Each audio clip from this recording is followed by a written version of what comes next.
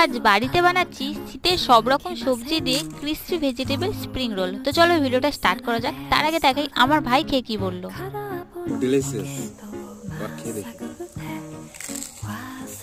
তো তোমরা দেখতেই পাচ্ছ ও খেয়ে হাতটা দেখালো, মাথাটা নাড়লো, মানে ভালোই হয়েছে। তো চলো রোলের স্টাফিংটা রেডি করি। তো কড়াইতে তেল দিয়েছি, তেলটা গরম হয়ে গেলে দিয়ে দেবো রসুন কুচি, পেঁয়াজ কুচি আর সব রকম সবজি দিচ্ছি, গাজর, বিনস, বাঁধাকপি, ক্যাপসিকাম আর দিয়েছি বিন। এইবারে সবজিগুলোকে নেড়ে চেড়ে আমি এতে দিয়ে দেবো লবণ, black pepper, soya sauce, tomato sauce আর গ্রিন চিলি দিয়েছিলাম আর একটু ভিনেগার দিয়ে ভালো করে মিক্স করবো। এইবার দিয়েছি সেদ্ধ চাউমিন আর দিয়েছি একটা ম্যাগি মশলা দিয়ে ভালো করে মিক্স করে নেবো। করে নিলে স্টাফিংটা কিন্তু একদম রেডি।